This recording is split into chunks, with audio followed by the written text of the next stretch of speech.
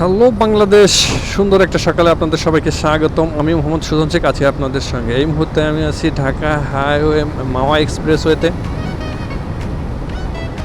ঝলমলে রোদ, সময়টা হচ্ছে প্রায় 11টা, 10টা বেজে 54 মিনিট। আজকে যাচ্ছি মাওয়ার উদ্দেশ্যে। মাওয়া যাব, মাওয়া যায় পদ্মার পাড়ে একটু ঘোরাঘুরি করব, তারপরে হচ্ছে কিছু খাওয়া দাওয়া করব।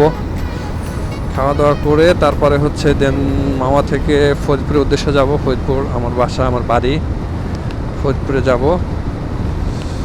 চলেন যাই, যাইতে যাইতে কিছু সুন্দর কিছু মুহূর্ত শেয়ার করি। এই রাস্তার কথা বলি, আমার কথা বলি। তো এখন যে সময়টা সেটা হচ্ছে শীত আসি আসি করতেছে, মোটামুটি আসছে, কিন্তু আহামরি শীত আসে নাই। মানে খুব সুন্দর একটা সময়। বেশি শীত হলে আবার বেশি একটা ভাল লাগে না, বাইক রাইড করাই হোক আর কোথাও যাওয়াই হোক।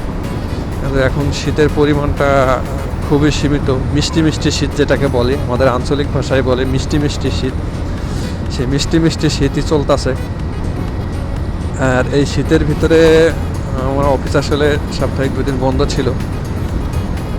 তার সাথে আরও 2-1 দিন বাড়াইতে চিন্তা করলাম না, চাই বাড়ির বাসা থেকে ঘুরে আসি। বাড়িতেও যাওয়া হয় না বেশ কিছুদিন। তাই এই উদ্দেশ্য করে সকালে বের হলাম। বের হয়ে বেশ খানিকটা পথ অলরেডি পাড়ি দিছি। মেবি 30 কিলোমিটারের মতন পথ অলরেডি আমার পিছনে রেখে আসছি। এখন আছি মাওয়া এক্সপ্রেসওয়েতে। এই রাস্তায় আসলে গাড়ি সবাই খুবই জোরে চালায়। বাইকটা মাত্রই দেখলে আমার ওভারটেক করলো, চলে গেছে কত দূরে, চোখে আসতেছে না, মনে হচ্ছে এত দূরে গেছে। এই রাস্তায় বাসগুলো অনেক জোরে চলে, দূরপাল্লার বাসগুলো চলে। তো ওদিকে নড়াইল যায়, খুলনা যায়, ফরিদপুর যায়, মাগুরা যায়, বরিশাল যায়। এদিকে 19টা জেলার মানুষ এই এক রাস্তা দিয়ে চলাচল করে মোটামুটি। আর এই পদ্মা সেতু হওয়ার পর থেকে এই রাস্তাটার চলাচল খুবই বেড়ে গেছে, এখন আগের থেকে অনেক বেশি। আগে ঢাকা টু বরিশালে যে মানুষগুলো যাইতো, ওগুলো হচ্ছে সদরঘাট হয়ে লঞ্চেই বেশিরভাগ মানুষ যাইতো। কারণ লঞ্চের ভ্রমণটা ছিল আনন্দদায়ক, ভাড়া ছিল কম, সব কিছু মিলে ভালো, কমফোর্ট ছিল।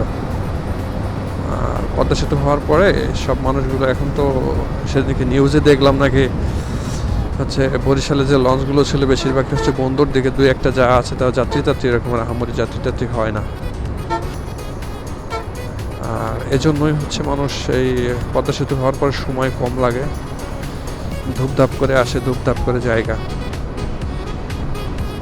আমার ঠিক সেই একই অবস্থা। আগে বাসা থেকে বের হয়ে ঢাকায় যেতে মোটামুটি সর্বনিম্ন 6 ঘন্টা 7 ঘন্টা সময় লাগতো, আর এখন সময় লাগে 2.5 ঘন্টা 2 ঘন্টা। কত সময়টা কমে গেছে। আর হচ্ছে টাইমিংটা খুব সুন্দর। যেমন সকালে ঘুম থেকে 6টার সময় রওনা দিলে 8:30 9টার ভিতরে দেখা যাচ্ছে যে ঢাকায়। সুন্দর করে আস্তে আস্তে রিল্যাক্সে চলে আসে। আর আগে সকালে রওনা দিলে ওদের যে কখন 3টায় না 4টা 5টায় পৌঁছাইবো ওটা কোনো স্টেশন ছিল না। যোগাযোগের অন্যতম একটা মাত্রাযোগ হয়েছে ট্রেন। আমাদের ভাঙ্গা থেকে ঢাকা কমলাপুর পর্যন্ত ট্রেন আছে, মধুমতি এক্সপ্রেস নামে একটা ট্রেন আসে। সব কিছু মিলে ভালো।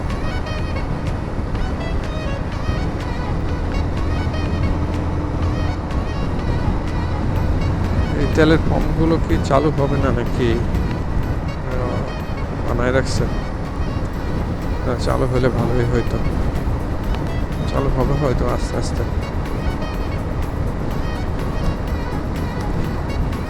সামনে আস্তে আস্তে চলে আসলাম আমার একটা টোল প্লাজা। এটার নাম ছিল আগে একটা, এখন অবশেষে টোল দিলাম। টোল দিয়ে আবার শুরু করলাম রাইডিং। আজকে রাইডিংটা বেশি এনজয় করতেছি। মিষ্টি মিষ্টি রোদ, সেই সাথে বাড়ির দিকে যাওয়ার ফিলিংস, সেই সাথে এক্সপ্রেসওয়ে, সেই সাথে দারুণ একটা ওয়েদার, দারুণ একটা ওয়েদার। সামনে একটা নদী আছে।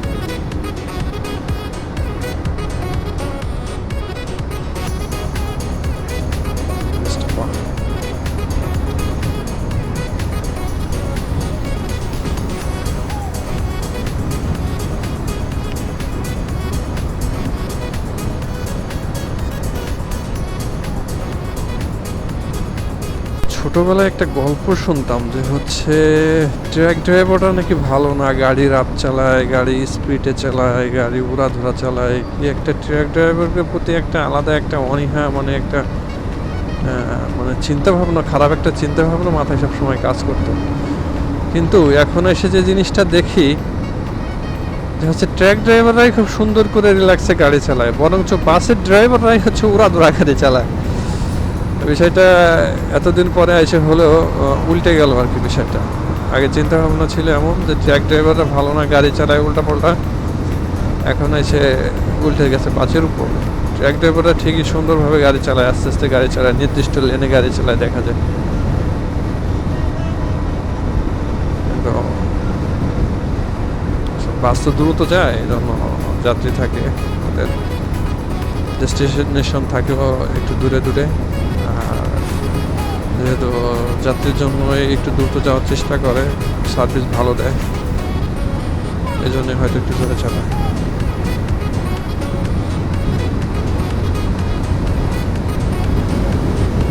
অসাধারণ ভিউ, অসাধারণ মুহূর্ত, রাইডটাকে এনজয় করার মতন একটা রাইড। আসলে ঘুরতে বের হলেই মনটা কেন যেন হালকা হয়ে যায়, ভাল লাগে, অন্যরকম একটা ফিল কাজ করে। যদি এরকম হয় যে হচ্ছে কোথাও ঘুরতে যাব, মনের ভিতরে অন্যতম আলাদা একটা অন্যরকম একটা ফিলিংস কাজ করে। আর বাইক নিয়ে ঘুরতে যাওয়ার মজাটাই আলাদা। যারা বাইক নিয়ে ঘুরতে পছন্দ করে বা হচ্ছে যারা বাইক নিয়ে ঘুরে, এই বিষয়গুলো তারাই ফিল করতে পারবে। অনেকের আছে যারা বাইক পছন্দ করে না, তাদের কথা ভিন্ন। কিন্তু ঘুরতে ভালো লাগে না এরকমের আসলে খুব একটা দেখা যায় না, এরকমের মানুষ খুব একটা নাই। ঘুরতে সবাই পছন্দ করে, সবার ঘোরা উচিত। সুন্দরভাবে বেঁচে থাকতে হলে ঘুরতে হবে, মন ভালো রাখতে হলে ঘুরতে হবে, দুনিয়াটাকে দেখতে হবে। দুনিয়াটাকে কেমনে দেখবো, বাংলাদেশটা পুরোপুরি দেখিনি, অনেক জায়গায় গেছি। এখন যেই জায়গাগুলো বাকি আছে ইনশাল্লাহ চেষ্টা করবো আস্তে আস্তে কভার করার জন্য। অন্তত বিদেশে না হোক, বাংলাদেশটা তো অন্তত সুন্দর সুন্দর জায়গাগুলো ঘুরে দেখা উচিত। ইচ্ছা আছে, ইনশাল্লাহ হবে আস্তে আস্তে, পুরা বাংলাদেশ ঘুরে দেখবো।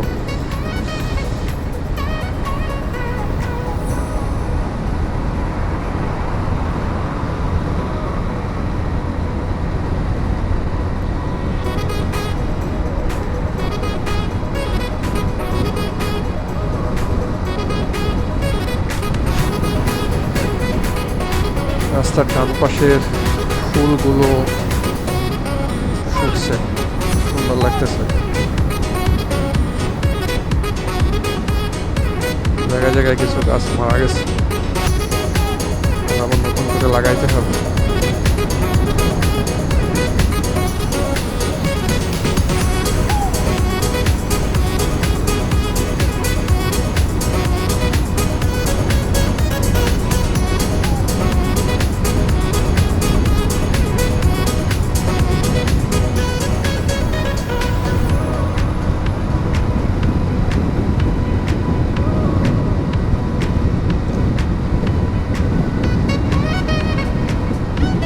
একটা গাড়ি দেখতে পাচ্ছি,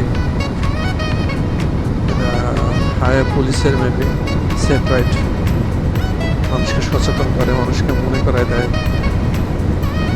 ভালো, এদিকে আসলে কেমন যেন মনে হয় বাংলাদেশটা উন্নত হয়ে যাচ্ছে। আর অনেক জায়গায় গেলে একটু কষ্টও লাগে।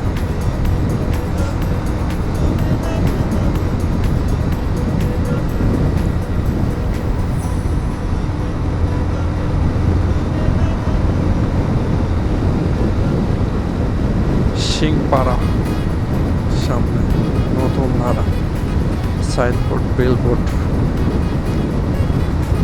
ওখানে কন্টেন্ট তৈরি করে রাখছে, বিজ্ঞাপন দিতেছে। সানসিল্ক,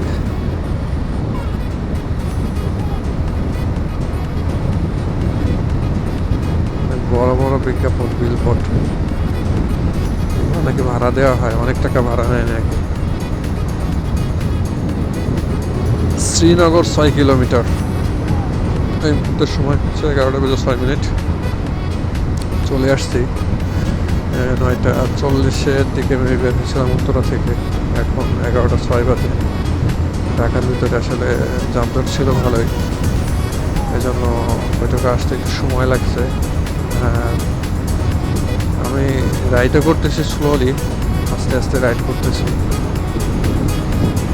রাস্তার গতিসীমার উপর নির্ভর করে রাইড করতেছি। আসলে অন্য দিনে যেরকম স্পিডে যাই বা হচ্ছে যাওয়ার চেষ্টা করতেছি রাইডটাকে এনজয় করার চেষ্টা করতেছি। আসলে প্রত্যেকটা জিনিসের ভিতরে কিছু কিছু জিনিস থাকে যেগুলো ওই জিনিসটাকে আরও বেশি সুন্দর করে, আরও বেশি স্মৃত করে। মেন্টালিটি আসলে কোনো কিছুই না তাড়াহুড়া করে সুন্দর হয় না। আসলে আপনি কোথাও ঘুরতে যাইবেন, দেখা যাচ্ছে সেই ঘোরার উদ্দেশ্য করে আপনার কোনো কিছুই ঠিক হলো না, আপনি ঠিক মতো খাওয়া দাওয়া করলেন না, ঠিক মতো করে একটু ঘুম দিতে পারলেন না, পরে দেখা গেল কি যে আপনার ওই ঘোরাটাই নষ্ট হয়ে গেল, মানে পেইনদায়ক হয়ে গেল। আপনি ঘুরতে যাবেন আনন্দের জন্য, আনন্দটা নষ্ট করে ফেললে তো আর আসলে মানেটাই নষ্ট হয়ে গেল। দরকার নাই, তাহলে রিল্যাক্সে ঘুম দেন, বাসায় বসে থাকেন, ঘুমান, সেটাই ভালো হবে।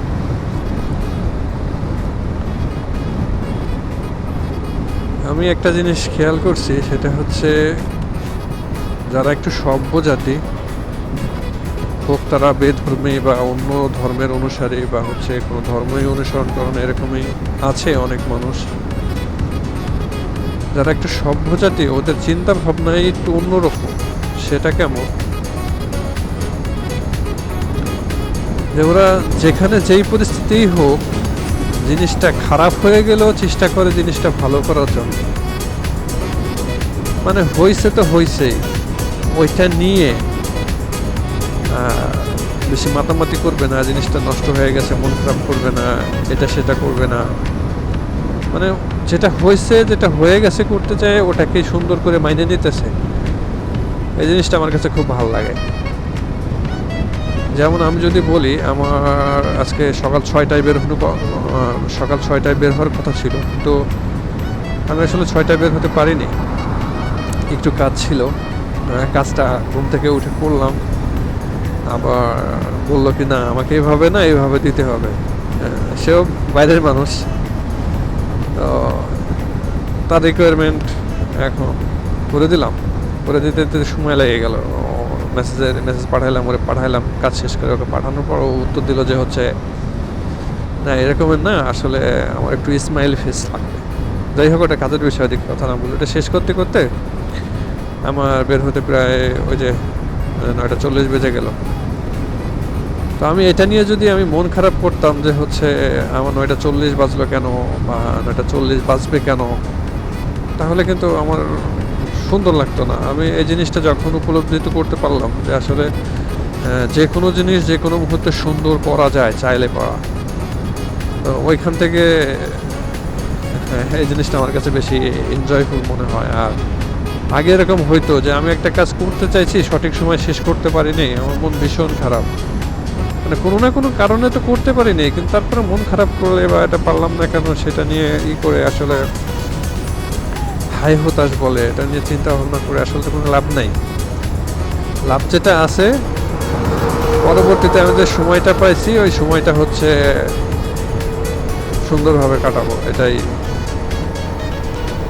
উদ্দেশ্য। তো ওইটাই আজকেই করলাম যে হচ্ছে আমার 6টায় বেরোনোর কথা ছিল, কিন্তু সেইখানে আমি 9টারও পরে বের হয়েছি, কিন্তু আমার মনে কোনো আক্ষেপ আমি রাখতেছি না। 9:40 বের হয়েছি, তো এটাই মনে করতেছে আমার জন্য পারফেক্ট। আর সবসময় একটা কথা মাথায় রাখতে হবে বা আমি রাখার চেষ্টা করি, সেটা হচ্ছে আল্লাহ যেটা করে ভালোর জন্যই করে। আসলে দুনিয়ায় তো মানুষ সারা জীবন থাকে না, অল্প কিছুদিন থাকে, খুবই সামান্য। একটা মানুষের হায়াত আহামরি বেশি না। যেমন যদি বলি একটা তিমি মাছ বাঁচে 500 বছর, একটা কচ্ছপ বাঁচে 300 বছর, আমরা বাঁচি কয় বছর?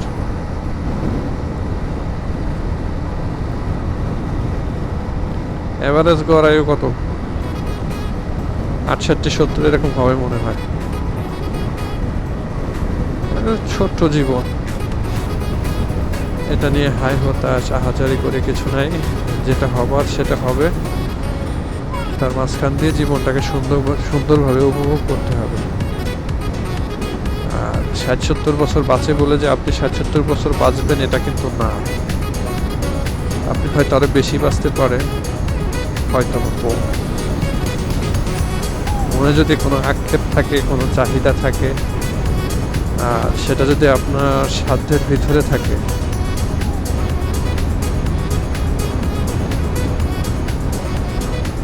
ইচ্ছাটা, শখটা আপনি পূরণ করতে পারেন। হ্যাঁ, আমি চেষ্টা করি,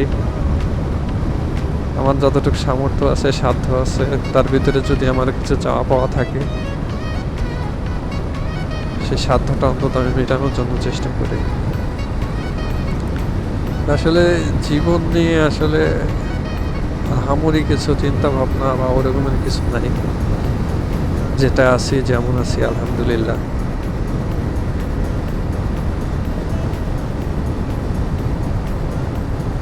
এই তো, শুকরিয়া, আলহামদুলিল্লাহ।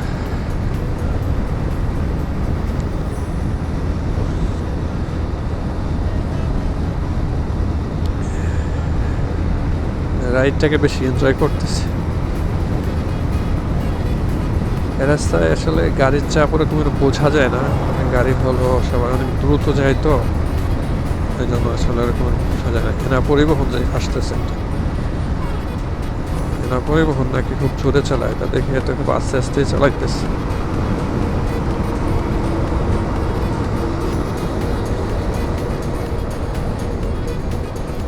না, গাড়ি নাকি খুব জোরে চলে। মাঝখানে কিছুদিন এরকম একটা নাম উঠে গেছিল যে ইনা গাড়ি ধুপধাপ করে চালায়, ধুপধাপ করে খালি অ্যাক্সিডেন্ট করে। মানুষের মনে একটা আতঙ্ক সৃষ্টি হয়ে গেছে। এখন ওটা নিয়ন্ত্রণে নিয়ে আসছে অলরেডি, উপর থেকে নির্দেশ বা কর্তৃপক্ষ নির্দেশ করে দিয়েছে। মানুষের উপর থেকে একবার আস্থা হারাই ফেললে না, বাংলাদেশে যে কি হতে পারে সেটা আসলে চিন্তার বাইরে, কল্পনাও করা যায় না, কল্পনা কেউ হার মানায় যায়। আর এই মুহূর্তে আমরা আসলে এমন একটা সময়, এমন একটা জেনারেশন পার করতেছি, যেটা অদ্ভুত টাইপের জেনারেশন, অদ্ভুত টাইপের সময়। সব কিছু মিলে যেন কেমন যেন হঠাৎ করে অনেক পরিবর্তন, ব্যাপক পরিবর্তন, সব কিছু অনেক পরিবর্তন। আমার বাবা, আমার মা, আমার বাপেরও ফেসবুক আইডি নাই, আমার মারও ফেসবুক আইডি নাই, আমার আছে 4-5টা। আমাদের জেনারেশনে যারা আছে এদের মনে হয় না যে আমাদের বয়সী যারা আছে বা আশপাশে আছে এদের বাবা মার কারো ফেসবুক আইডি আছে, বা হচ্ছে আমরা যেগুলো এখন ইউজ করতেছি এগুলো তারা কিছু ইউজ করছে। ইন্টারনেট, মোবাইল অবশ্য এখন ইউজ করতেছে, কিন্তু আমরা যেগুলো করতেছি বা যেগুলো পাচ্ছি, হঠাৎ করে অনেক পরিবর্তন করছি, সেইগুলো তারা পায়নি বা করতে পারেনি। আগে কি হইতো, তাদের যে সময় জেনারেশন ছিল, তাদের মুরব্বী যে কথা বলতো সেই কথাগুলোই তারা শুনতো, বা হচ্ছে বাড়ির প্রধান যে থাকতো মুরব্বী থাকতো, ইভেন গ্রামের প্রধান, ইভেন রাষ্ট্রের প্রধান যে থাকতো মুরব্বী টাইপের মানুষের কথা চলতো বা হইতো। কিন্তু এখন সম্পূর্ণ উল্টে গেছে। মেয়ে তার মার থেকে বেশি বুঝে, ছেলে তার বাবার থেকে বেশি বুঝে। এই জিনিসটা আসলে বেশ কিছুদিন আগেও ছিল না, ইদানিং হয়েছে। বাবাকে বলে ছেলেতে যে তুমি কিছু বুঝো, আমি তো সব বুঝি। মানে দুনিয়াটা কেমনে যেন একটা উল্টাপাল্টা হয়ে গেছে, উল্টাপাল্টা। আর হচ্ছে মেয়ে মাকে বলে যে তুমি কি কিছু বুঝো নাকি। এই যে একটা পরিবর্তন, এটা আসলে একটা হিউজ পরিবর্তন। তারপরে 2024 এসে যে ঘটনাগুলো ঘটছে সেগুলো আসলে বলার কিছু নাই, ঘটে গেছে। এই যে পরিবর্তন, এই পরিবর্তনটা আগে সব কিছু ডিসিশন নিতে হচ্ছে মুরব্বী টাইপের মানুষ, মুরব্বীরা, আর এখন উল্টে যাই হয়েছে, সব কিছু ডিসিশন নেয় হচ্ছে বাচ্চা কাচ্চারা, ছেলেপেলেরা। জিনিসটা চিন্তার বিষয়। সামনে হয়তো আরো অনেক কিছু আমাদের জন্য অপেক্ষা করতেছে, আসবে হয়তো আরো অনেক কিছু দেখতে পাবো। হোক, পরিবর্তন হওয়া ভালো, কিন্তু সেটা যেন ভালো পরিবর্তন হয়, সেটা আমাদের জন্য পরিবর্তন হয়, সেটা সবার জন্য যেন সুন্দর কিছু বয়ে আনে, এরকম কিছু পরিবর্তন হোক, এটা আমি চাই। Thank you so much. দেখা হবে নতুন কোনো ভিডিওয়ে, নতুন কোনো জায়গায়, নতুন কোনো দিনে। আমি